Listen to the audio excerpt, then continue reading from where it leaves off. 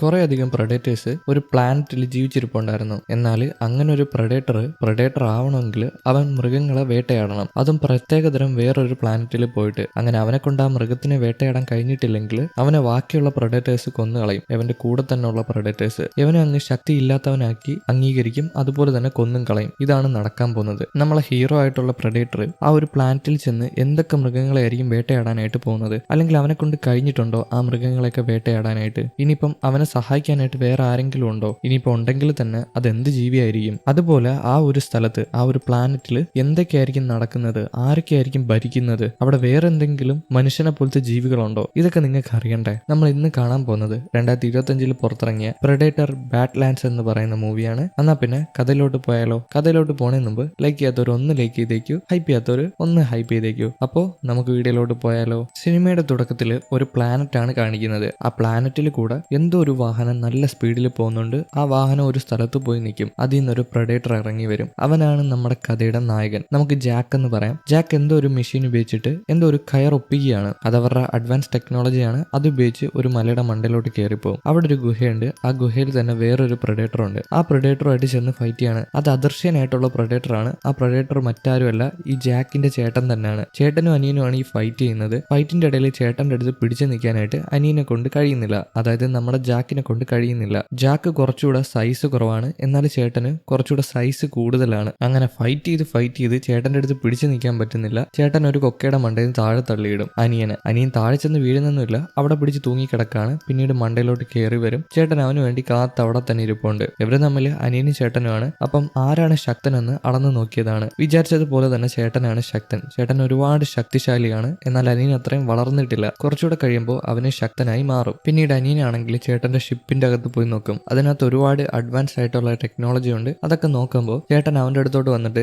എന്തോ ഒരു ആയുധം കൊടുക്കുന്നുണ്ട്. അവന്റെ തോളത്ത് ഫിറ്റ് ചെയ്ത് കൊടുക്കുകയാണ്. എന്താണ്ട് തോളത്ത് ഒരു അടിയും കൊടുക്കും, നല്ല രീതിയിലായി വാന്ന് പറഞ്ഞിട്ട്. പിന്നീട് അവന് ഒരു സ്ഥലത്തോട്ട് അയക്കണം. അത് പ്രത്യേകതരം ഒരു പ്ലാനറ്റ് ആണ്. അവിടെ പോയി വേട്ടയാടണം, എന്നാലേ അവന്റെ ശക്തി അളക്കാനായിട്ട് കഴിയത്തുള്ളൂ. ഇവർക്ക് തന്നെ ഒരു ഗ്രൂപ്പ് ഉണ്ട്. ആ ഗ്രൂപ്പിൽ ചേർക്കത്തുള്ളൂ. ഇപ്പൊ ചേട്ടൻ അവനെ ആ ഒരു പ്ലാനറ്റിലോട്ട് അയക്കാനുള്ള തിരക്കിലാണ്. ആ പ്ലാനറ്റിൽ തന്നെ കുറെ അധികം മൃഗങ്ങളുണ്ട്. അതിൽ ഏതെങ്കിലും ഒരു മൃഗത്തിനെ പോയി കൊന്നാൽ മതി. പക്ഷേ ജാക്ക് വാശി പിടിക്കും, അവന് ഏറ്റവും കൂടുതൽ ശക്തിയുള്ള ആ മൃഗത്തിനെ പോയി കൊല്ലണമെന്ന്. ആ ഒരു സ്ഥലത്തുള്ള ഏറ്റവും ശക്തിയുള്ള മൃഗം, ആ മൃഗത്തിന് കൊല്ലാൻ കഴിയത്തില്ല എന്ന് ചേട്ടൻ പറയുമ്പോൾ ഇവൻ കേൾക്കില്ല. ചേട്ടാ, ഞാൻ നിങ്ങൾക്ക് സത്യം ചെയ്തു തരാണ്, എന്നെ അങ്ങോട്ട് പറഞ്ഞു വിടാൻ. അപ്പോഴായിരിക്കും പുറത്ത് എന്തോ ഒരു ശബ്ദം കേൾക്കുന്നത്. ഇപ്പൊ അവനെ പുറത്തോട്ട് പറഞ്ഞു വിടുന്നില്ല. അതായത് ഈ ഒരു പ്ലാനറ്റിന്റെ പുറത്തോട്ട് പറഞ്ഞു വിടുന്നില്ല. ഇപ്പൊ എന്ത് ശബ്ദമാണ് കേട്ടതെന്ന് അറിയാനായിട്ട് രണ്ടുപേരും കൂടെ പുറത്തോട്ട് ചെല്ലും. നോക്കുമ്പോൾ ഇവരുടെ അച്ഛനാണെങ്കിൽ ഒരു വാഹനം ഓടിച്ചങ്ങോട്ട് വന്നിട്ടുണ്ട്. അച്ഛൻ പ്രഡേറ്ററിന് ഇവരെക്കാട്ടി ഒരുപാട് വലിപ്പമുണ്ട്. ജാക്കിന്റെ ചേട്ടനെ കാട്ടിയും വലിപ്പമുണ്ട്. കാരണം അയാൾക്ക് പ്രായം കൂടുതലാണല്ലോ, ഒരുപാട് വളർന്നിട്ടുണ്ട്. ഇപ്പൊ അച്ഛൻ വന്ന ഉടനെ ചേട്ടനോട് ചോദിക്കുന്നത് ജാക്കിനെ എന്തുകൊണ്ട് കൊന്നില്ല, അവൻ ഉറങ്ങിക്കിടന്ന സമയത്ത് കൊല്ലാനല്ലേ പറഞ്ഞെന്ന് ചോദിക്കുമ്പോൾ ചേട്ടന് മറുപടിയില്ല. ചേട്ടൻ അനിയനെ കൊല്ലാനായിട്ട് കഴിയത്തില്ല. അതുപോലെ ഈ അച്ഛനാണെങ്കിൽ എന്തോ ഒരു ഡിവൈസ് എടുത്ത് ജാക്കിന്റെ നേർക്ക് വലിച്ചെറിയുമ്പോൾ ജാക്ക് അവിടെ കുടുങ്ങിപ്പോവാണ്. അവന്റെ കാലും കൈയും തറയിൽ പിടിച്ചു കെട്ടുന്നുണ്ട്. ഈ അച്ഛനൊരു ചിന്താഗതിയുണ്ട്, ജാക്ക് ഒരുപാട് ശക്തി കുറഞ്ഞ ഒരു ജീവിയാണ്. അതുകൊണ്ട് തന്നെ ജാക്കിനെ കൊണ്ട് ഇവർക്ക് ഉപയോഗമില്ല. ഇവരുടെ ഗ്രൂപ്പിൽ ശക്തരായിട്ടുള്ള ആൾക്കാരെ ചേർക്കത്തുള്ളൂ. ജാക്കിനെ വേണ്ടാന്ന് വിചാരിച്ചിട്ട് അവനെ കൊല്ലാനായിട്ട് ചേട്ടനോട് പറയും. ചേട്ടനാണെങ്കിൽ വാളെടുത്ത് അനിയനെ കൊല്ലാനായിട്ട് പോയെങ്കിലും കൊല്ലില്ല. ചേട്ടനെ കൊണ്ട് കഴിയില്ല. ചേട്ടൻ അവനെ കെട്ടിയിട്ടേക്കുന്ന കയറ് മുറിച്ചു വിട്ടിട്ട് അവന്റെ തോളത്ത് എന്തോ ടാപ്പ് ചെയ്യുമ്പോൾ അവന്റെ ശരീരത്തിൽ നിന്ന് ഒരു കയറ് പോയി ആ സ്പേസ് ഷിപ്പിൽ കയറും. അവൻ ആ സ്പേസ് ഷിപ്പിലോട്ട് വലിക്കപ്പെട്ടിട്ട് ആ സ്പേസ് ഷിപ്പ് അങ്ങ് അടയുകയാണ്. ഈ നേരം അച്ഛന് ദേഷ്യം വന്ന് ചേട്ടനുമായിട്ട് ഫൈറ്റ് ചെയ്യും. അച്ഛന്റെ അടുത്ത് ചേട്ടനെ പിടിച്ചു നിൽക്കാൻ പറ്റുമോ? ചേട്ടന് കുതിരയെ തല്ല് കിട്ടുന്നുണ്ട്. അതും വാള് വെച്ചിട്ടാണ് ഫൈറ്റ് ചെയ്യുന്നത്. ഈ ഫൈറ്റിന്റെ ഇടയിൽ ചേട്ടന്റെ ദേഹത്ത് ഒരുപാട് മുറിവ് പറ്റുന്നുണ്ട്. അതുപോലെ തന്നെ ഒരു കൈയും നഷ്ടപ്പെട്ടു പോകുന്നുണ്ട്. ഇതെല്ലാം കണ്ടുകൊണ്ട് ജാക്ക് അകത്തുണ്ട്. അവൻ ഈ സ്പേസ് ഷിപ്പിൽ നിന്ന് പുറത്തോട്ട് ഇറങ്ങാനായിട്ട് ശ്രമിക്കുമെങ്കിലും നടക്കില്ല, കാരണം പൂട്ടിയിട്ടേക്കാണ്. അത് ഒരുപാട് ശക്തിയുള്ള സ്പേസ് ഷിപ്പാണ്. ജാക്ക് നിലവിളിക്കുന്നുണ്ട് അച്ഛ അവനെ വെറുതെ വിടാൻ പറഞ്ഞിട്ട്. അനിയനെ രക്ഷിക്കാൻ നോക്കിയത് കൊണ്ട് തന്നെ ചേട്ടൻ ശരിയല്ല എന്ന് വിചാരിച്ചിട്ടാണ് ഈ അച്ഛൻ ചേട്ടനെ കൊന്നു കളയുന്നത്. ഇപ്പൊ ചേട്ടന്റെ ഒരു കൈയും നഷ്ടപ്പെട്ടു പോയി, കയ്യിലിരുന്ന വാള് നഷ്ടപ്പെട്ടു പോയി. രണ്ട് സൈഡിൽ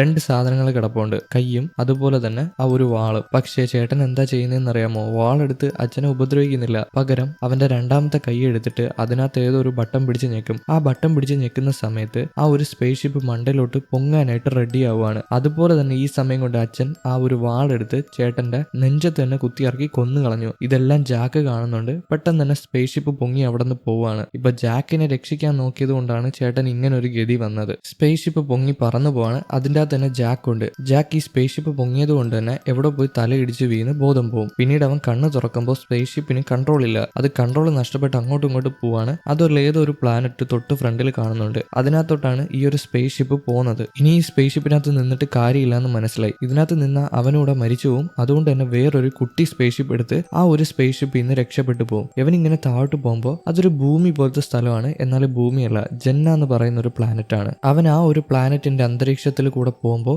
ഡിനോസർ ഒക്കെ ഉണ്ട്, അതും പറക്കുന്ന ഡിനോസർ. അത് വന്ന് അവനെ ഉപദ്രവിക്കാനായിട്ട് നോക്കുമ്പോൾ അവന്റെ സ്പേസ് ഷിപ്പിന്റെ പ്രൊട്ടക്ഷൻ ഓൺ ആക്കും. അതുകൊണ്ട് തന്നെ ഒരു കവചം വന്ന് മൂടുകയാണ്. തൽക്കാലത്തേക്ക് അവൻ രക്ഷപ്പെട്ടിട്ടുണ്ട്. പക്ഷേ ഇത് ലാൻഡ് ചെയ്യുന്നത് സേഫ് ആയിട്ടൊന്നുമല്ല. അവൻ ഇടിച്ചിറങ്ങി മറിഞ്ഞൊക്കെ വീഴുന്നുണ്ട്. ആ വന്ന വാഹനം മൊത്തത്തിൽ നശിച്ചു പോയി. അവൻ വന്നതൊരു വലിയ വാഹനത്തിലായിരുന്നു. എന്നാൽ ഇപ്പം അതില് ഒരു ചെറിയ വാഹനം എടുത്ത് പോയപ്പോൾ അത് ഇടിച്ചിറങ്ങി അവൻ മറിഞ്ഞു വീഴുന്നുണ്ട്. നല്ല ലാൻഡിംഗ് ഒന്നും അല്ലായിരുന്നു. ഇപ്പൊ അവൻ എണീക്കും. അവന് കുഴപ്പമൊന്നും പറ്റിയിട്ടില്ല. അതുപോലെ തന്നെ അവന്റെ ആയുധങ്ങളൊക്കെ എടുത്ത് റെഡിയാക്കാണ്. അമ്പും വില്ലും ഉണ്ട്, വാളുണ്ട്, പിന്നെ എന്തൊക്കെയോ ബോംബുകളും ഉണ്ട്. ഇപ്പൊ അവന്റെ ഏറ്റവും വലിയ എയിം എന്താന്ന് വെച്ചാൽ തിരിച്ചുപോയി അച്ഛനെ കൊല്ലുക. അതിനു മുമ്പ് ഇവിടത്തെ ഒരു ജീവിനെ കൊന്നിട്ട് അവിടെ പോകണം. എന്നാലേ അവർ അംഗീകരിക്കത്തുള്ളൂ അവനൊരു പ്രെഡേറ്റർ ആണെന്ന്. അങ്ങനെയാണെങ്കിൽ അച്ഛന്റെ അടുത്ത് പ്രതികാരം തീർക്കാലോ. അപ്പൊ അതിനായിട്ട് റെഡി ആവുകയാണ് ആയുധങ്ങളൊക്കെ എടുത്തിട്ട്. അവൻ അങ്ങനെ റെഡി ആവുന്ന സമയത്ത് അവന്റെ പിന്നിലായിട്ട് എന്തോ ഒരു സംഭവം ഇങ്ങനെ അനങ്ങുന്നുണ്ട്. അതെന്തോ മരത്തിന്റെ എന്തോ ഒരു വേര് പോലത്തെ സംഭവമാണ്. പക്ഷെ അവൻ കാണില്ല. അവൻ എന്തോ ഡൗട്ട് തോന്നിയിട്ട് അങ്ങനെ നടക്കുകയാണ്. എന്നാൽ പെട്ടെന്ന് തന്നെ അവന്റെ വാളും അമ്പും വില്ലൊക്കെ അത് എടുത്തോണ്ട് പോയി. ആ ഒരു പ്ലാന്റ് അല്ലെങ്കിൽ ആ ഒരു മരം എടുത്തോണ്ട് പോയിട്ടുണ്ട്. ഇപ്പം അവൻ അതിനെ നേരിട്ട് കണ്ടിട്ടുണ്ട്. എന്നാൽ അതിന്റെ കൂടെ മുട്ടി നിൽക്കാനായിട്ട് കഴിയുന്നില്ല.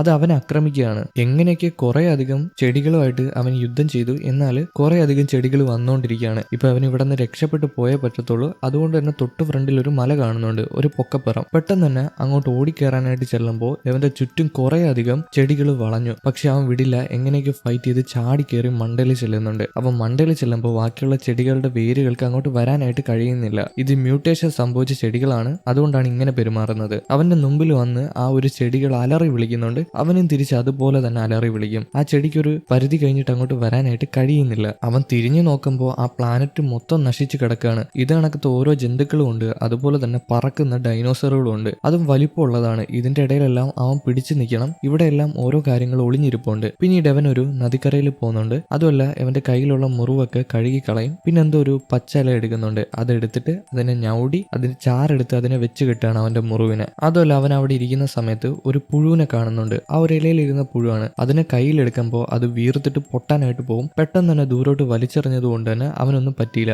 അത് ദൂരെ പോയിട്ടാണ് പൊട്ടുന്നത്. പിന്നീട് അവനാണെങ്കിൽ നടന്നൊരു പാടത്ത് ചെല്ലും. അവിടെ തന്നെ കുറെ അധികം ചെടികളുണ്ട്. അതും സാധാ ചെടികളല്ല, പ്രത്യേകതരം ചെടികൾ. അതിന്റെ അടുത്തോട്ട് ചെല്ലുവാണെങ്കിൽ അതിനകത്ത് കുറെ അധികം മുള്ളുകളുണ്ട്. അത് ദൂരോട്ട് തെറിക്കും. ഇപ്പൊ അവൻ അതിന്റെ ഇടയിൽ കൂടെ നടന്നു പോകുമ്പോൾ ഈ ചെടികൾ പൊട്ടി തെറിക്കാറായിട്ട് നിൽക്കുന്നുണ്ട്. എന്നാൽ തെറിക്കുന്നില്ല. കുറച്ചുകൂടെ അടുത്താൽ തെറിക്കും. അതേ നേരം ദൂരം ഒരു പെൺകുട്ടി വിളിച്ചു പറയും, എടാ അതിന്റെ അടുത്തോട്ട് പോകാൻ പാടില്ല. അതിന്റെ ആ മുള്ള് ദേഹത്ത് കൊള്ളുവാണെങ്കിൽ നീ ബോധം കെട്ട് പോവാന്ന്. എന്നാൽ ആ പെൺകുട്ടിയുടെ ഭാഷ അവന് മനസ്സിലാവുന്നില്ല. അങ്ങനെ അവള് ഭാഷ മാറ്റും. എങ്ങനെയാണെന്ന് അറിയത്തില്ല. പക്ഷെ അവള് ഭാഷ മാറ്റിയിട്ട് ആ ഒരു പ്രെഡേറ്ററിന്റെ ഭാഷയിൽ സംസാരിക്കും. അത് പറയുമ്പോൾ അവൻ കേൾക്കുന്നില്ല. അവൻ ഒറ്റയ്ക്ക് തന്നെ വേട്ടയാടുമെന്ന് പറഞ്ഞ് വാശി പിടിച്ച് നിൽക്കുകയാണ്. അതുമല്ല മണ്ടേ കൂടെ എന്തോ ഒരു ഡൈനോസർ, അതും പറക്കുന്ന ഡൈനോസർ കുറെ കല്ലൊക്കെ പറക്കി താഴോട്ടിടും. ഇതിടുമ്പോ എന്താ നടക്കുക? ആ ഒരു ചെടിയില്ലേ, ആ ചെടി പെരുകിയിട്ട് അതിന്റെ നീഡിൽസ് ദൂരോട്ട് തെറിക്കും. അതില് ആ ഒരു സൂചി അവന്റെ ദേഹത്ത് വന്ന് കൊള്ളും. അവൻ ഒരുപാട് വേദനിക്കുന്നുണ്ട്. അവൻ ബോധം കെട്ട് പോവാണ്. അതിനു മുമ്പ് ആ പെൺകുട്ടി വിളിച്ചു പറയും, പെട്ടെന്ന് തന്നെ നിന്റെ ഏതെങ്കിലും ഒരു ആയുധം എനിക്ക് എടുത്ത് എറിഞ്ഞതാ,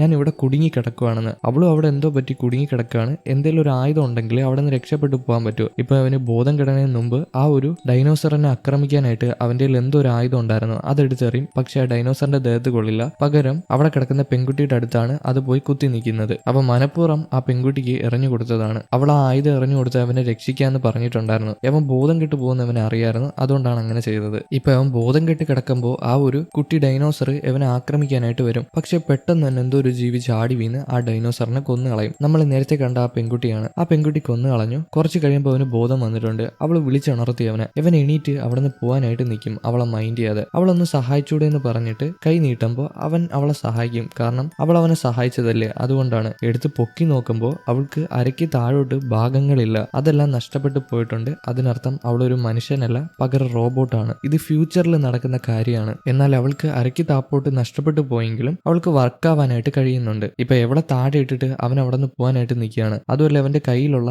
ആ ഒരു സംഭവങ്ങളൊന്നും വർക്കാവുന്നില്ല. ഈ ഒരു സ്ഥലത്ത് എന്തൊക്കെയാണ് അപകടങ്ങൾ ഒളിഞ്ഞിരിക്കുന്നതെന്ന് കാണിച്ചു കൊടുക്കുന്ന ഒരു സംഭവമാണ്, ഒരു മാപ്പ് പോലെ. എന്നാൽ അത് വർക്കാവുന്നില്ല. ആ നേരം ആ ഒരു റോബോട്ട് പറഞ്ഞു കൊടുക്കും, എടാ നിനക്ക് വേണമെങ്കിൽ എന്നെ കൂടെ കൂട്ടാം, ഞാൻ നിനക്കൊരു മാപ്പായിട്ട് കൂടെ കാണും. അതുപോലെ തന്നെ നിനക്ക് എന്നെ ഒരു ആയുധമായിട്ട് ഉപയോഗിക്കാനായിട്ട് കഴിയും. എവിടെ പോയാലും ഞാൻ നിന്റെ കൂടെ കാണും. അതുപോലെ തന്നെ ഇവിടെ നടക്കുന്ന ഈ ഒരു അപകടങ്ങളൊക്കെ ഞാൻ നിനക്ക് മുൻകൂറായിട്ട് പറഞ്ഞു തരും, എങ്ങനെയുണ്ട്, എന്നെ കൊണ്ടുപോയിക്കൂടെ എന്ന് ചോദിക്കുമ്പോൾ അവൻ ആദ്യം ഒന്നും സമ്മതിച്ചില്ലെങ്കിലും പിന്നീട് അവളെയും തൂക്കി പിടിച്ചുകൊണ്ട് അവിടെ നിന്ന് പോകും. അവൾ കുറെ നാളായിട്ട് ഈ ഒരു സ്ഥലത്തുണ്ട്. അപ്പോൾ ഇവിടെ ഒളിഞ്ഞിരിക്കുന്ന അപകടങ്ങളൊക്കെ അവൾക്ക് അറിയാനായിട്ട് കഴിയും. അതുകൊണ്ട് തന്നെ അവളെ കൂടെ കൂട്ടിയാൽ ഉപയോഗമാവുമെന്ന് വിചാരിച്ചിട്ടാണ് അവൻ എടുത്തോണ്ട് പോകുന്നത്. അങ്ങനെ അവളെയും തൂക്കി പിടിച്ചൊരു സ്ഥലത്ത് വരുന്നുണ്ട്. ഇനി ഒരു മല കയറി പോകണം. അതുകൊണ്ട് തന്നെ അവളെ മണ്ടയിലോട്ട് എറിഞ്ഞിട്ട് അതിന്റെ പിന്നാലെ അവനും കയറി ചെല്ലും. അവളെ തൂക്കി പിടിച്ചുകൊണ്ട് പോകുന്ന സമയത്ത് അവള് വളവളവളാന്ന് പറഞ്ഞ് ഓരോ കാര്യങ്ങൾ സംസാരിക്കുന്നുണ്ട്. എന്നാൽ പ്രഡേറ്റർ ഒരക്ഷരം മിണ്ടുന്നില്ല. ജാക്ക് അങ്ങനെ നടന്നു പോകുമ്പോൾ വേറെ കുറെ മൃഗങ്ങൾ അവനെ ആക്രമിക്കാനായിട്ട് വരുന്നുണ്ട്. എന്തോ ഒരു പാമ്പ് പോലത്തെ മൃഗങ്ങൾ. എന്നാൽ അവള് പറഞ്ഞു കൊടുക്കും അതിന്റെ വായിന്ന് ആസിഡാണ് വരുന്നത്,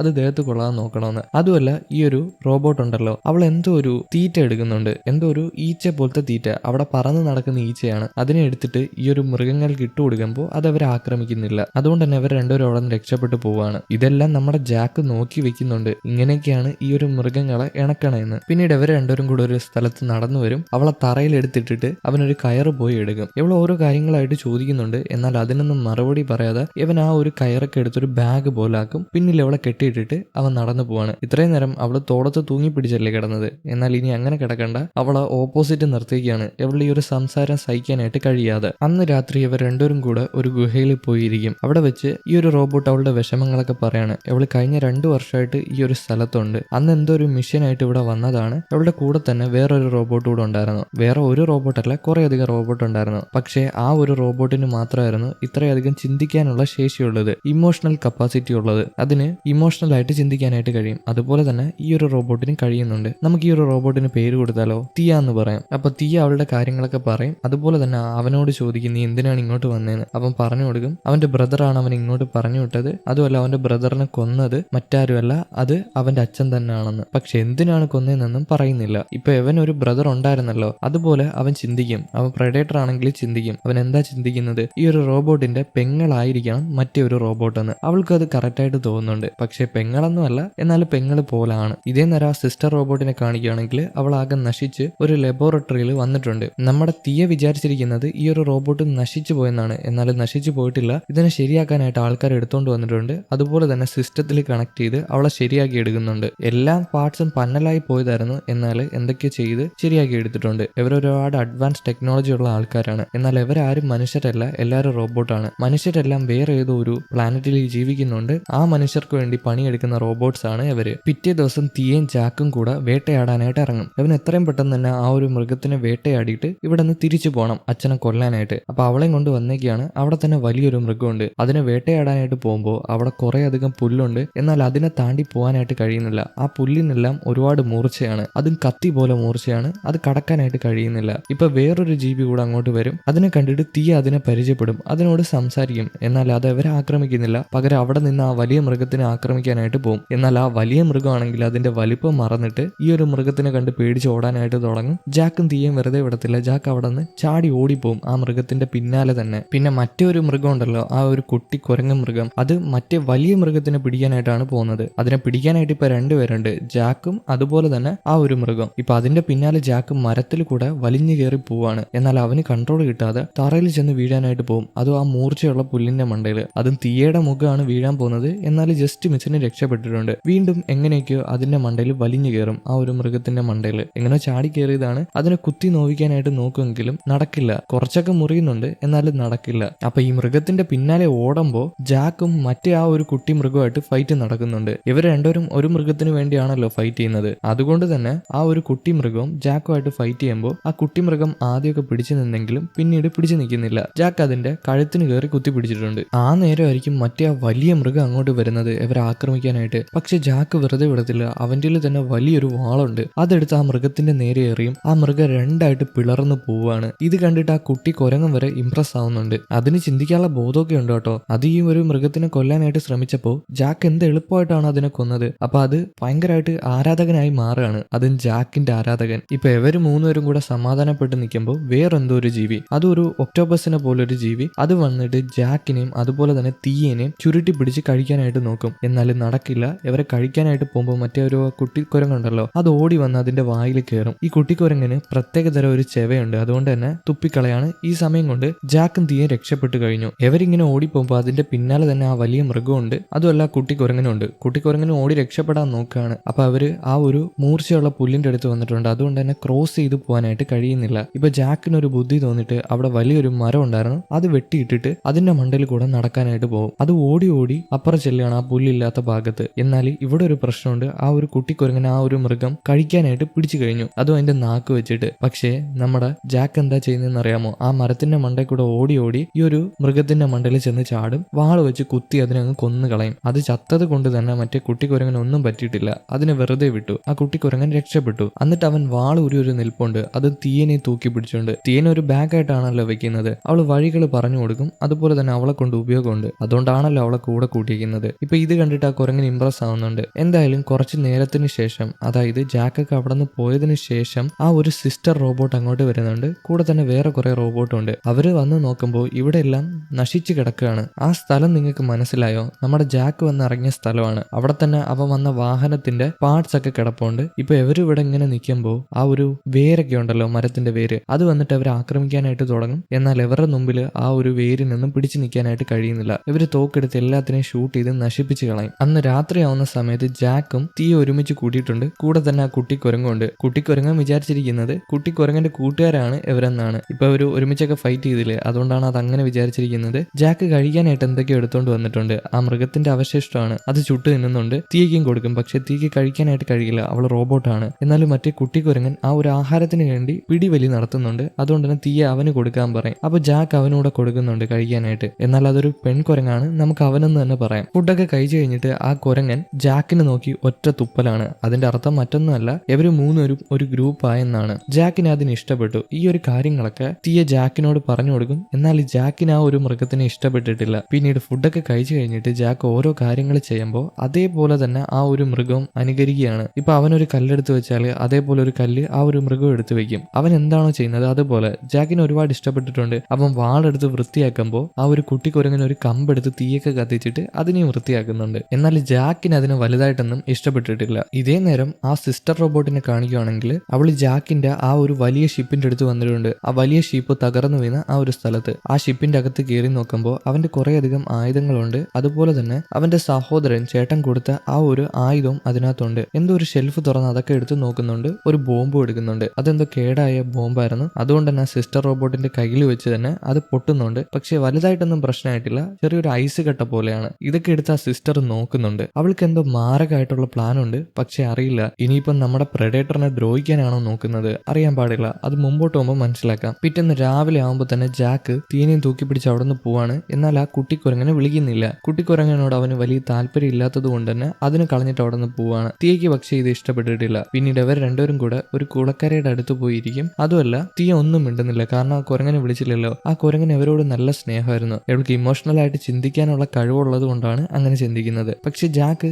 അതിനെ വലുതായിട്ട് ഇഷ്ടപ്പെടുന്നില്ല. ഇപ്പൊ എവളോട് ഒന്നും മിണ്ട്, നീ എന്താ ഇങ്ങനെ ഇരിക്കുന്നത്, പിന്നെ നിന്നെ കൊണ്ട് ഉപയോഗമില്ലല്ലോ, നിന്നെ കൊണ്ട് കളയട്ടെ എന്നൊക്കെ ചോദിക്കുമ്പോൾ അവൾ ഒരു കഥ അവന് പറഞ്ഞു കൊടുക്കും. അതും വൂൾഫിന്റെ കഥയാണ്. കുറുനരിയില്ലേ, കുറുനരിയാണോ അതോ ചെന്നായാണോ? ചെന്നായാണെന്ന് തോന്നുന്നു. ഈ ചെന്നായി കൂട്ടായിട്ടാണ് പോകുന്നത്. അതുപോലെ തന്നെ അവർ ഭയങ്കര ലോയലാണ്. പിന്നെ അതിനകത്തൊരു ലീഡർ കാണും, അതിന് ആൽഫ എന്നാണ് പറയുന്നത്. അപ്പൊ ഈ ആൽഫ എന്ന് പറയുന്ന ചെന്നായ ഉണ്ടല്ലോ, ബാക്കിയുള്ള മൃഗങ്ങളെ കൂടുതൽ കൊല്ലുന്നത് കൊണ്ടല്ല അതിന്റെ ലീഡറായി മാറിയത്. പകരം ആ ഒരു ലീഡർ അതിന്റെ ജീവൻ കൊടുത്തിട്ടായിരുന്നാലും ബാക്കിയുള്ള ആൾക്കാരെ രക്ഷിക്കും. അങ്ങനെയാണ് അത് ലീഡറായിട്ട് മാറിയത്. ഇപ്പൊ ഈ ഒരു കഥ കേൾക്കുമ്പോൾ പ്രെഡേറ്ററിന് മോട്ടിവേഷൻ കിട്ടുകയാണ്. അവന്റെ ചേട്ടന് വേണ്ടിയിട്ട് ഇനിയും പ്രതികാരം ചെയ്യും. അവന്റെ ചേട്ടനെ സംരക്ഷിക്കാൻ വേണ്ടിയിട്ട്, അല്ലെങ്കിൽ ചേട്ടന്റെ ഓർമ്മയ്ക്ക് വേണ്ടിയിട്ട് അവൻ അവന്റെ പ്രതികാരം എടുക്കുമെന്ന് തന്നെ പറയുന്നുണ്ട്. ഇപ്പൊ തീയ അങ്ങനെ പറയാൻ കാരണം ഇവനും ആ ആൽഫയെ പോലെ ആയിരിക്കണം. ആ കുട്ടിക്കുരങ്ങനെ കളഞ്ഞിട്ട് പോയത് ശരിയായില്ലെന്നാണ് പറഞ്ഞത്. പക്ഷെ അവൻ വേറെ രീതിയിലാണ് എടുത്തത്. പിന്നീട് അവര് വീണ്ടും യാത്ര തിരിക്കും. അങ്ങനെ യാത്ര തിരിച്ച് കുറെ അധികം വേസ്റ്റ് ഒക്കെ കിടക്കുന്ന സ്ഥലത്ത് ചെല്ലും. അവിടെ ചെന്ന് നോക്കുമ്പോൾ നമ്മുടെ തീയയുടെ ബാക്കിയായിട്ടുള്ള കാല് അവിടെ കിടപ്പുണ്ട്. ഇത് കാണുമ്പോൾ അവൾക്ക് ഒരുപാട് സന്തോഷമാവും. ആ കാലിനെ എടുത്ത് തീയനെയും കൊണ്ട് അവൻ എന്തോ ഒരു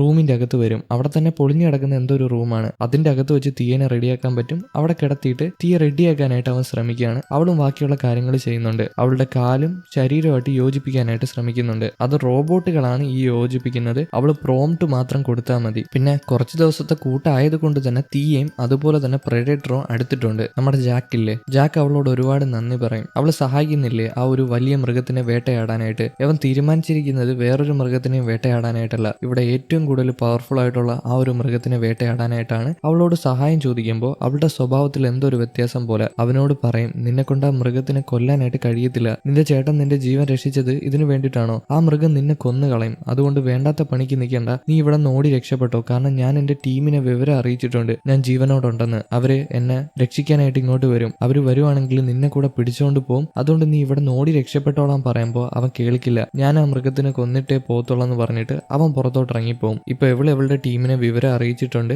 അവരധികം വൈകാതെ തന്നെ ഇങ്ങോട്ട് വരും. അതിനു മുമ്പ് അവനോട് ഓടി രക്ഷപ്പെടാൻ പറഞ്ഞിട്ട് അവർ രക്ഷപ്പെട്ടിട്ടില്ലല്ലോ. അവൻ പുറത്തോട്ട് ഇറങ്ങി വരുമ്പോൾ അവിടെ എന്തോ ഒരു തുപ്പല് പോലത്തെ സംഭവം കിടപ്പുണ്ട്. അവന് മനസ്സിലാവും അവൻ വേട്ടയാടാൻ വന്ന ആ മൃഗത്തിന്റെ തുപ്പലാണെന്ന്. അതുമല്ല തൊട്ടടുത്ത് തന്നെ ഒരു എക്സ്പ്ലോസീവ് ആയിട്ടുള്ള, അതായത് പെട്ടെന്ന് തന്നെ കത്തുന്ന എന്തോ ഒരു കണ്ടെയ്നർ കിടപ്പുണ്ടായിരുന്നു. അതിനകത്ത് അവൻ എന്താ ചെയ്യുന്നതെന്ന് അറിയാമോ? അവന്റെ വാള് വെച്ച് പിടിക്കും. ഈ പെട്രോളിയം ലീക്ക് ആയിട്ടൂടെ അവിടെ കിടപ്പുണ്ടായിരുന്നു. അതിനകത്ത് പിടിക്കുന്ന സമയത്ത് അത് ഒറ്റ പൊട്ടലാണ്. ഇവൻ ഇപ്പൊ ഇങ്ങനെ ചെയ്യാൻ കാരണം മറ്റൊന്നുമല്ല, ആ ഒരു മൃഗം ഇവിടെ അടുത്തവിടെ ഉണ്ടെന്ന് മനസ്സിലായി. ഈ ഒരു ശബ്ദം കേട്ടിട്ട് അത് വരും എന്നുള്ള ഒരു പ്രതീക്ഷയിലാണ് അവൻ അങ്ങനെ ചെയ്തത്. അവൻ പ്രതീക്ഷിച്ചതുപോലെ തന്നെ ആ മൃഗം അങ്ങോട്ട് വന്നിട്ടുണ്ട്. അവന്റെ മുമ്പിൽ വന്ന് അങ്ങനെ നിൽക്കുകയാണ്. അതും വലിപ്പം കൂടിയ ഒരു മൃഗം. ഇവൻ അതിനെ നോക്കി ഒന്ന് അലറും. അതും ചെറിയ അലർച്ചയാണ് ആ മൃഗത്തിനെ വെച്ച് നോക്കുകയാണെങ്കിൽ. പക്ഷെ ആ മൃഗം അലറുമ്പോൾ അത് വലിയ അലർച്ചയാണ്. പിന്നീട് ഇവര് തമ്മിൽ ഫൈറ്റ് ചെയ്യും. ഈ ഫൈറ്റ് ചെയ്യുന്ന സമയത്ത് ഇവൻ എങ്ങനെയൊക്കെ ആ മൃഗത്തിന്റെ വയറ് കീറിയിട്ട് അതിന്റെ വാല് വെട്ടിക്കളയും. പക്ഷെ വേറൊരു ടിസ്റ്റ് എന്താന്ന് വെച്ചാൽ ഇതിനെ കൊല്ലാനായിട്ട് കഴിയത്തില്ല. അതിന്റെ വാല് വീണ്ടും മുളച്ചു വന്നു ജാക്കിനെ എടുത്ത് ആകാശത്തോട് ചുരുട്ടി പൊക്കും. ഇപ്പൊ അവനെ കൊല്ലുമെന്നുള്ള നിലയിൽ നിൽക്കുമ്പോൾ അവിടെ തീയ എന്ത് ചെയ്യുക, അവളുടെ വിട്ടുപോയ കാലൊക്കെ റെഡിയാക്കാണ്. അത് ഇതുവരെ റെഡി ആയിട്ടില്ല. അതെങ്ങനെയെങ്കിലും റെഡിയാക്കണം. പക്ഷേ വേറൊരു പ്രശ്നമായിട്ടുണ്ട്. ആ ഒരു മൃഗം എടുത്ത് ജാക്കിനെ അങ്ങോട്ട് എറിയും. ഇവള് തുന്നി പിടിപ്പിക്കാൻ പോയ കാലും ശരീരം ദൂരോട്ട് തെറിച്ചു പോകും. ഇവളൊരു ഭാഗത്ത്, ഇവളുടെ കാല് വേറൊരു ഭാഗത്ത്. ഇവള് ശ്രമിക്കുന്നുണ്ട് എങ്ങനെയെങ്കിലും ആ ഒരു കാല് അടുത്തോട്ട് എടുക്കാനായിട്ട്, എന്നാൽ കഴിയുന്നില്ല. ഇപ്പൊ ഇവള് നോക്കുമ്പോൾ അവിടെ ഒരു തോക്ക് കിടപ്പുണ്ട്. അതും അഡ്വാൻസ്ഡ് ആയിട്ടുള്ള തോക്കാണ്. ഇതേ നേരം ജാക്ക് അവിടെ ഫൈറ്റ് ചെയ്യണം ആ മൃഗമായിട്ട്. ആ മൃഗം ഇപ്പൊ അവനെ കടിച്ചു കയറുമെന്ന് വെച്ചാൽ ഇല്ല, കാരണം അവള് തോക്കായിട്ട് വന്നിട്ട് അതിനെ ഷൂട്ട് ചെയ്യാണ്. അത് താങ്ങാനായിട്ട് അതിനെ കൊണ്ട് കഴിയുന്നില്ല, എന്നാൽ കഴിയുന്നുണ്ട്. ഈ മൃഗം അവളെ ആക്രമിക്കാനായിട്ട് ചെല്ലുകയാണ്. അവള് ഷൂട്ട് ചെയ്തത് കൊണ്ട് തന്നെ. പക്ഷേ ജാക്ക് വിടത്തില്ല. അവൻ എന്തോ ഒരു കൊളുത്തെടുത്ത് അതിന്റെ വായിൽ കുടുക്കിയിട്ട് അവിടെ ഒരു മെഷീൻ ഓണാക്കും. ആ കൊളുത്ത് അതിനെ പിന്നിലോട്ട് പിടിച്ച് വലിക്കുകയാണ്. ഈ നേരം അവൻ എന്താ ചെയ്യുന്നതെന്ന് അറിയാമോ? അവൻ ഓടി തീയുടെ അടുത്ത് ചെല്ലും. അവള് കൈയൊക്കെ കൊടുത്ത് നിൽക്കുകയാണ്, എന്നെ പിടിച്ചോണ്ട് പോടാന്ന്. എന്നാൽ അവൻ അവിടെ കിടക്കുന്ന ആ ഒരു തോക്ക് എടുത്തിട്ട് അവിടെ നിന്ന് ഓടിപ്പോവും. അവളെ പിടിക്കാനായിട്ട് വന്നില്ല. പക്ഷെ അവള് പ്രതീക്ഷിച്ചു പോയി, എന്നാലും നടന്നില്ല. അവൻ ഓടിപ്പോയി ആ ഒരു മൃഗത്തിനെ ഷൂട്ട് ചെയ്തിട്ട് അവന്റെ വാളെടുത്ത് ആ മൃഗത്തിന്റെ തലയിൽ ഒറ്റ വെട്ടാണ്. ആ വെട്ടിൽ അതിന്റെ തല രണ്ടായിട്ട് മുറിഞ്ഞു പോകുന്നുണ്ട്.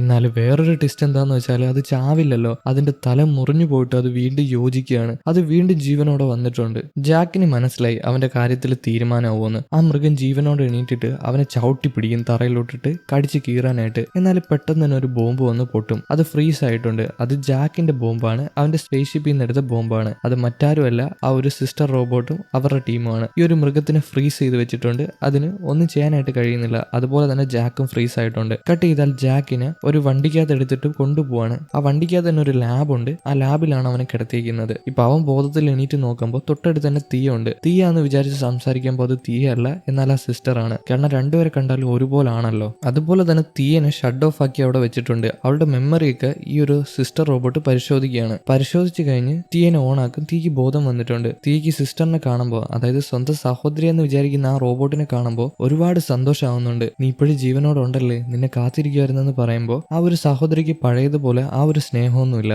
എന്നാൽ അത് തീക്ക് മനസ്സിലാവുന്നില്ല. ഇപ്പൊ ഈ സഹോദരി വന്നിട്ട് നമ്മുടെ പ്രഡേറ്റർ ആയിട്ടുള്ള ജാക്കിനെ ഉപദ്രവിക്കുകയാണ്. അവനെ സ്കാൻ ചെയ്ത് അവനെ വേദനിപ്പിക്കുന്നുണ്ട്. ഇപ്പൊ അവനെ പിടിച്ചോണ്ട് പോകുന്നത് മനുഷ്യർക്ക് കൊടുക്കാനായിട്ടാണ്, ഒരു എക്സ്പെരിമെന്റ് ചെയ്യാനുള്ള വസ്തുവിനെ പോലെ. എന്നാൽ തീയെ മാക്സിമം പറഞ്ഞു നോക്കുന്നുണ്ട്, വേണ്ട അവനെ ഉപദ്രവിക്കേണ്ടെന്ന്. അവൻ എന്തൊക്കെയോ ചെയ്തിട്ട് അവന്റെ തലച്ചോറിൽ കണക്ഷൻ കൊടുത്തിട്ട് അവനെ ഒരുപാട് വേദനിപ്പിക്കുന്നുണ്ട്. അവൻ കിടന്ന് അലറി വിളിക്കുകയാണ്, അഴിച്ചുവിടും, നിന്നെ ഞാൻ കൊല്ലുമെന്ന് പറഞ്ഞിട്ട്. പക്ഷേ ഈ ഒരു സഹോദരി കേൾക്കുന്നില്ല. എന്നാൽ തീ എന്താ ചെയ്യുന്നതെന്ന് അറിയാമോ? അവിടെ കുറെ ബട്ടൺസ് ഒക്കെ ഉണ്ടായിരുന്നു. അതിനകത്ത് പിടിച്ചു നിൽക്കി ആ ഒരു മെഷീൻസ് ഒക്കെ ഓഫ് ആക്കുകയാണ്. ഇത് കാണുന്ന സഹോദരിക്ക് ദേഷ്യം വന്നിട്ട് അവളോട് പറയും, നീ ഇപ്പൊ എന്തിനാ ഇങ്ങനെ ചെയ്തതെന്ന്. എന്നാൽ അവള് പറയും, അതൊരു പാവം മൃഗമാണ്, അതിനെ ഉപദ്രവിക്കാൻ പാടില്ല എന്ന്. അതാണ് എന്നെ രക്ഷിച്ചത് നിന്നെ പോലെ. ഇത് കേൾക്കുന്ന സഹോദരി പറയും, ആരാ നിന്നെ രക്ഷിച്ചത്? ഞാൻ ആ ഒരു വലിയ മൃഗത്തിനെ പിടിക്കാനായിട്ട് വന്നതാണ്, അല്ലാതെ നിന്നെ രക്ഷിക്കാൻ വന്നതല്ല എന്ന്. തീക്ക് മനസ്സിലായി സഹോദരിയുടെ ആ ഒരു പഴയ സ്നേഹം നഷ്ടപ്പെട്ടു പോയിട്ടുണ്ടെന്ന്. അതെന്തായാലും പ്രോഗ്രാം ചെയ്തായിരിക്കണം, എന്തായാലും നഷ്ടപ്പെട്ടു പോയിട്ടുണ്ട്. ഇപ്പൊ സഹോദരി, നിന്നെ ഞാൻ രക്ഷിക്കാൻ പാടില്ലായിരുന്നു, പണ്ട് ഞാൻ ആദ്യമായിട്ട് നിന്നെ രക്ഷിച്ചതായിരുന്നു, എന്നാൽ ഇപ്പൊ ഞാൻ നിന്നെ രക്ഷിച്ചതല്ല എന്ന് പറഞ്ഞ് അവൾ അവിടെ നിന്ന് ഇറങ്ങിപ്പോവും. ആ സമയം അങ്ങോട്ട് വേറൊരു സെക്യൂരിറ്റി കയറി വരുന്നുണ്ട്.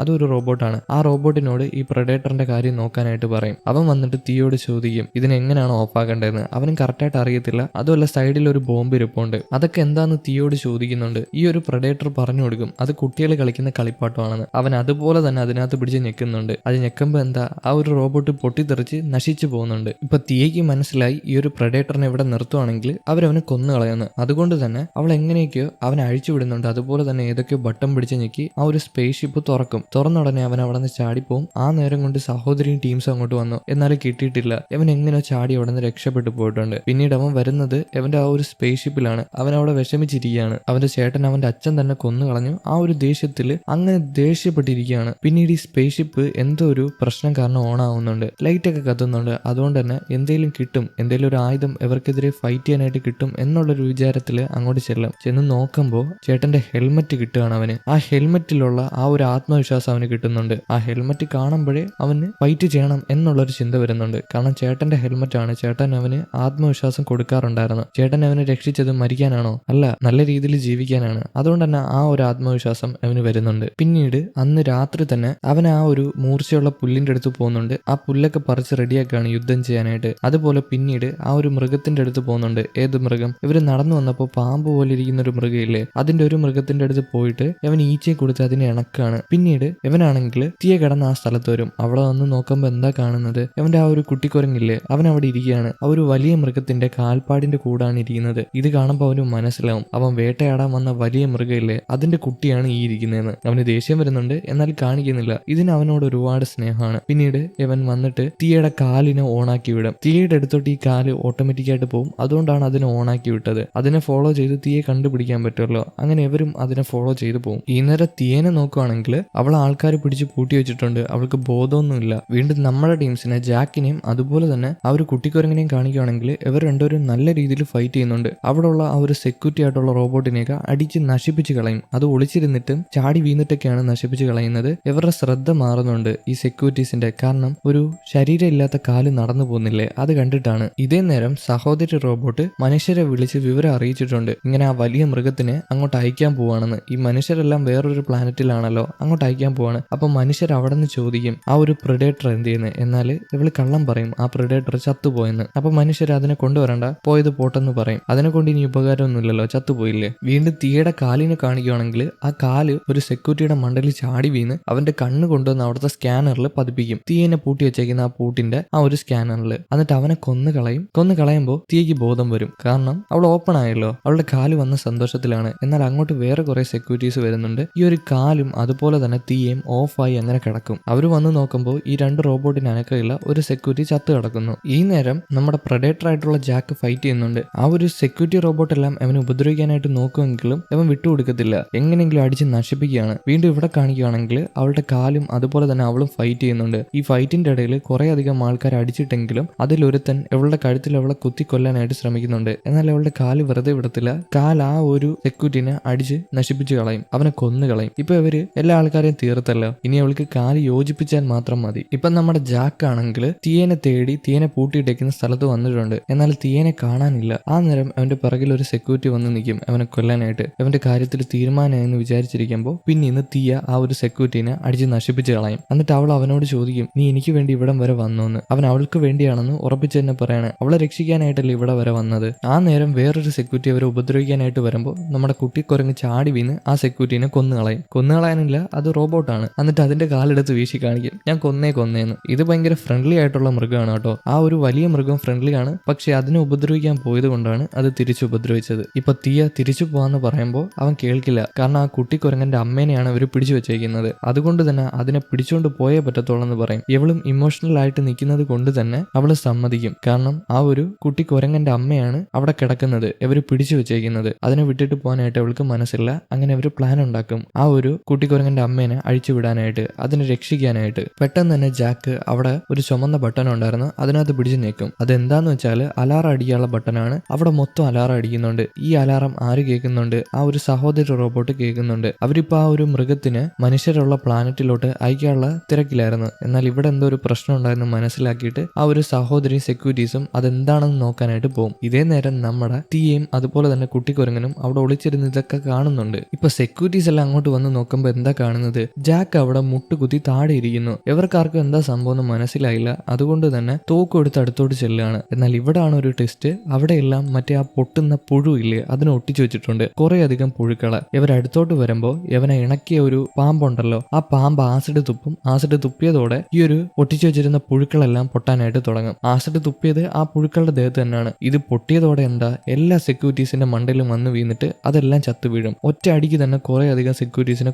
കൊന്നു കളഞ്ഞു. ആ നേരം വലിയൊരു റോബോട്ടുമായിട്ട് സഹോദരി അങ്ങോട്ട് വന്നിട്ടുണ്ട്. അതിനകത്ത് കയറിയിരുന്ന ആ റോബോട്ടിന് ഓപ്പറേറ്റ് ചെയ്യാനായിട്ട് കഴിയും. ഇപ്പൊ ആ റോബോട്ട് വന്നിട്ട്, ആ വലിയ റോബോട്ട് വന്നിട്ട് ജാക്കിന്റെ മണ്ടയിലോട്ട് എയിം ചെയ്യാണ് അവനെ കൊല്ലാനായിട്ട്. അത് ലേസറാണ്. ഇപ്പൊ കൊല്ലുമെന്ന് വിചാരിച്ചിരുന്നാൽ ഒറ്റ പൊട്ടിക്കലാണ്. ആ ബുള്ളറ്റ് വന്ന് കൊള്ളുന്നത് മറ്റാരുടെയും ദേഹത്തല്ല, ആ ഒരു മൃഗത്തിന്റെ ദേഹത്താണ്. അവൻ ഇണക്കിയെടുത്ത ആ ഒരു മൃഗത്തിന്റെ ദേഹത്ത്. ജാക്കിന്റെ ദേഹത്തൊന്നും പറ്റാൻ പാടില്ല എന്ന് വിചാരിച്ച് അത് ചാടി വീണതാണ്. അത് അത്രയും സ്നേഹമുള്ള മൃഗമായിരുന്നു. അതൊരു മൃഗമാണെങ്കിലും ചിന്തിക്കാനുള്ള ശേഷിയുണ്ട് അതിന്. എന്നാൽ അത് കാണുമ്പോൾ ജാക്കിന് ഒരുപാട് ദേഷ്യം വരും. ആ ഒരു റോബോട്ടിനെ ആക്രമിക്കാനായിട്ട് നോക്കിയിട്ട് നടക്കുന്നില്ല. അത് ഒരുപാട് പവർഫുൾ ആണ്. സഹോദരി അവനെ എടുത്ത് ദൂരോട്ട് എറിയാണ്. ഇതേ നേരെ തീയനെ കാണിക്കുകയാണെങ്കിൽ അവൾ ആ മൃഗത്തിനെ പൂട്ടിയിട്ടേക്കുന്ന കൂട്ടിന്റെ അടുത്ത് വന്നിട്ടുണ്ട്. അവളുടെ കണ്ണ് കൊണ്ടുവന്ന് ആ ഒരു കൂട് തുറക്കാനായിട്ട് നോക്കുകയാണ് സ്കാൻ ചെയ്തിട്ട്. എന്നാലും നടക്കുന്നില്ല. ഇവൾ അതിൽ നിന്ന് എടുത്ത് മാറ്റി കണ്ണൊക്കെ തുടച്ച് റെഡിയാക്കി നോക്കിയിട്ടും നടക്കുന്നില്ല. ആ നേരം അങ്ങോട്ട് സെക്യൂരിറ്റി വരും. സെക്യൂരിറ്റി വന്നിട്ട് എന്താ ചെയ്യുന്നതെന്ന് ചോദിക്കുമ്പോൾ അവൾ അവളുടെ സഹോദരീനെ പോലെ പെരുമാറാണ്. ഇവരെ കണ്ടാൽ ഒരേപോലെ ആണല്ലോ, അതുകൊണ്ട് തന്നെ പെട്ടെന്ന് തന്നെ പോയി എല്ലാം റെഡിയാക്കും, നിന്നോട് അത് പറഞ്ഞല്ലേ എന്ന് പറഞ്ഞിട്ട് ആജ്ഞാപിക്കും. അവനും അങ്ങനെ നിൽക്കുമ്പോൾ അവൻ പതിയെ തോക്കെടുക്കും. അവൾ വിചാരിക്കും അവളുടെ പ്ലാൻ തീരുമാനമായെന്ന്. എന്നാൽ അങ്ങനല്ല. പിറകിലായിട്ട് ആ കുട്ടിക്കുരങ്ങ് നിപ്പുണ്ട്. അതിന് എന്ത് ചെയ്യണമെന്ന് ചോദിച്ചാണ്. എന്നാൽ അവൾ പറയും അത് പറയുന്നതെല്ലാം നീ കേൾക്കണമെന്ന്.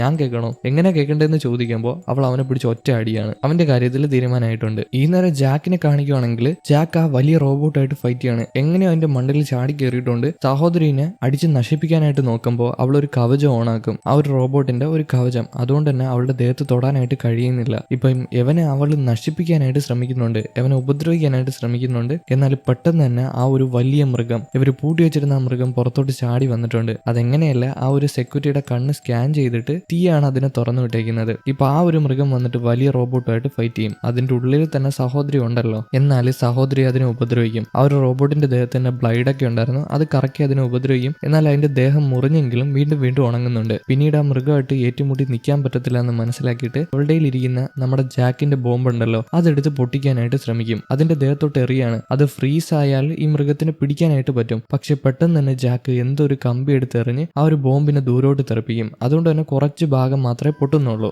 ഇപ്പൊ അവളുടെ പ്ലാൻ നടക്കാത്തത് കൊണ്ട് തന്നെ ആ ഒരു റോബോട്ടിനെ ഈ മൃഗം എടുത്ത് തറയിൽ ഒറ്റ അടിയാണ്. എന്നിട്ട് എന്താ, സഹോദരി ചത്തിട്ടില്ല. അവൾ ഇപ്പോഴും ആ ഒരു മൃഗത്തിനെ കൊല്ലാനായിട്ട് എയിം ചെയ്ത് കിടക്കുകയാണ്. അതും നമ്മുടെ ജാക്കിന്റെ ആയുധം വെച്ചിട്ടാണ്, ജാക്കിന്റെ ഷിപ്പിൽ നിന്ന് കിട്ടിയ ആ ഒരു ആയുധം വെച്ചിട്ടാണ് ആ ഒരു മൃഗത്തിനെ കൊല്ലാനായിട്ട് ശ്രമിക്കുന്നത്. എന്നാൽ ആ മൃഗം ഒന്നും ചിന്തിക്കത്തില്ല. അതിനെ പിടിച്ചങ്ങ് കഴിയും. ആ ഒരു സഹോദരീനെ കഴിയും. ഇതെല്ലാം നോക്കിക്കൊണ്ട് നമ്മുടെ 3 ടീംസ്, ആരൊക്കെ, തീയ, ജാക്ക്, അതുപോലെ തന്നെ കുട്ടിക്കുരങ്ങൻ അവിടെ നിപ്പുണ്ടായിരുന്നു. ആ കുട്ടിക്കുരങ്ങൻ അതിന്റെ അമ്മേനെ കണ്ടപ്പോൾ ഒരുപാട് സന്തോഷമായി. പതിയെ അതിന്റെ അമ്മയുടെ അടുത്ത് ചെന്നിട്ട് അതിന്റെ സ്നേഹം പ്രകടിപ്പിക്കുകയാണ്. അതിന്റെ തല അതിന്റെ അമ്മയായിട്ട് ഉരസുന്നുണ്ട്. ജാക്കിനും ഇത് കണ്ടിട്ട് അതൊരു പാവം മൃഗമാണെന്ന് മനസ്സിലാക്കി അതിനെ ചെന്ന് തലോടും. അതുപോലെ തന്നെ അവന്റെ തല ആ ഒരു മൃഗത്തിന്റെ തലയായിട്ട് ചേർത്ത് വെക്കുകയാണ്. ആ മൃഗം അവനെ ഉപദ്രവിക്കുന്നൊന്നുമില്ല. അവന്റെ മണം നല്ല രീതിയിൽ പിടിച്ചു വെക്കുന്നുണ്ട്. കാരണം കുട്ടീനെ കൊണ്ടുവന്ന ഒരു പ്രഡേറ്റർ അല്ലേ, ആ ഒരു മൃഗത്തിന് നന്ദി കാണുമല്ലോ. എന്നാൽ കുറച്ച് കഴിയുമ്പോൾ ആ മൃഗത്തിന് എന്തോ വയ്യായിക പോലെ അത് ചുമയ്ക്കാനും പടയ്ക്കാനൊക്കെ തുടങ്ങും. അതിന്റെ വായിൽ നിന്ന് ഐസ് കട്ട വരുന്നുണ്ട്, അതായത് പുക വരുന്നുണ്ട്, ഐസ് പുക. ഇപ്പൊ പെട്ടെന്ന് തന്നെ അത് ഒറ്റ പൊട്ടലാണ്. ആ മൃഗം പൊട്ടിത്തെറിച്ച് മരിച്ചുപോയി. അതുമല്ല, ഈ ഒരു ആഘാതത്തില്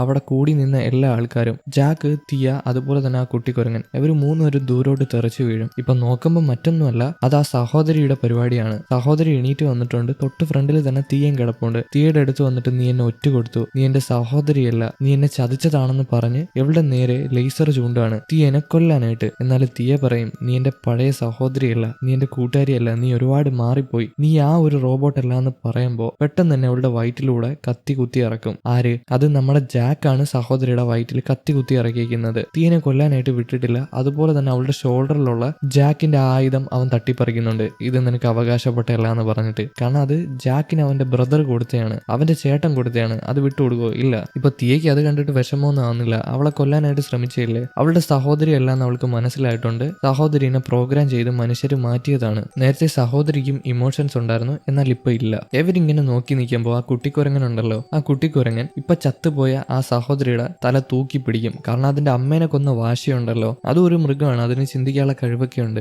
അങ്ങനെ കുറച്ച് ദിവസത്തിന് ശേഷം നമ്മുടെ ജാക്കാണെങ്കിൽ അവന്റെ സ്പേസ് ഷിപ്പ് എടുത്ത് നേരെ അവന്റെ അച്ഛനെ കാണാനായിട്ട് ആ ഒരു പ്ലാനറ്റിൽ ചെല്ലും. അവിടെ ചെന്ന് നോക്കുമ്പോൾ അച്ഛൻ അവനെ കാണാനായിട്ട് ഇറങ്ങി വന്നിട്ടുണ്ട്. അവനെ കാണാൻ മാത്രമല്ല, അവനെ കൊല്ലാനായിട്ട് കൂടാണ്. ഇപ്പൊ അച്ഛനെ കണ്ട ഉടനെ ജാക്ക് ആ ഒരു റോബോട്ടിന്റെ തലയെടുത്ത് അയാൾക്ക് എറിഞ്ഞു കൊടുക്കും. നോക്ക്, ഞാൻ ഏറ്റവും കൂടുതൽ പവർഫുൾ ആയിട്ടുള്ള ആ ഒരു മൃഗത്തിനെ കൊന്നു എന്ന് പറഞ്ഞിട്ട്. എന്നാൽ അയാൾക്ക് അറിയത്തില്ല, അയാൾ വിചാരിച്ചിരിക്കുന്ന മറ്റേ ആ ഒരു വലിയ മൃഗമാണ് ഏറ്റവും കൂടുതൽ പവർഫുൾ എന്ന്. അതുകൊണ്ട് തന്നെ അവിടെ നിൽക്കുന്ന കുറെ അധികം ഭടന്മാരോട് ജാക്കിനെ വന്ന് കൊല്ലാനായിട്ട് പറയും. അതുകൊണ്ട് തന്നെ 2 ഭടന്മാര് ജാക്കിനെ കൊല്ലാനായിട്ട് വരുമ്പോൾ ജാക്കിന്റെ അഡ്വാൻസ്ഡ് ആയിട്ടുള്ള എന്തോ ഒരു ആയുധമുണ്ട്, അതെടുത്തിട്ട് ഫൈറ്റ് ചെയ്യും. ഈ ഫൈറ്റിന്റെ ഇടയിൽ അവന് പിടിച്ചു നിൽക്കാനായിട്ട് കഴിയുന്നുണ്ട്. അതുപോലെ തന്നെ രണ്ടുപേരുടെ തലയിലും ഒരുമിച്ച് ആ ആയുധം കുത്തിക്കയറ്റും. അതിങ്ങനെ സ്വിച്ച് ഞെക്കുമ്പോൾ നീണ്ടു വരുന്നത് കൊണ്ട് തന്നെ എളുപ്പത്തിൽ കൊല്ലാനായിട്ട് കഴിഞ്ഞു. പിന്നീട് ആരൊക്കെ തമ്മിലാണ് ഫൈറ്റ്? അച്ഛനും ജാക്കുമായിട്ടാണ് ഫൈറ്റ്. അച്ഛന്റെ മുമ്പിൽ ആദ്യമൊന്നും പിടിച്ചു നിൽക്കാനായിട്ട് കഴിഞ്ഞില്ല, എന്നാലും പിടിച്ചു നിൽക്കുന്നുണ്ട്. പിന്നീട് അച്ഛന് ജാക്കിന്റെ മുമ്പിൽ പിടിച്ചു നിൽക്കാനായിട്ട് കഴിയാത്തത് കൊണ്ട് തന്നെ അച്ഛൻ അപ്രത്യക്ഷമായിട്ട് ഫൈറ്റ് ചെയ്യും. പക്ഷെ ജാക്ക് എന്താ ചെയ്യുന്നതെന്ന് അറിയാമോ? എന്തോ ഒരു റിമോട്ട് ഞെക്കിയിട്ട് അവന്റെ ഷിപ്പിൽ നിന്ന് കുറെ അധികം കാറ്റ് പറപ്പിക്കും. അങ്ങനെ കാറ്റ് പറപ്പിക്കുമ്പോൾ എന്താ, അച്ഛന് നേരെ ചൊവ്വേ കണ്ണ് കാണാനായിട്ട് കഴിയുന്നില്ല.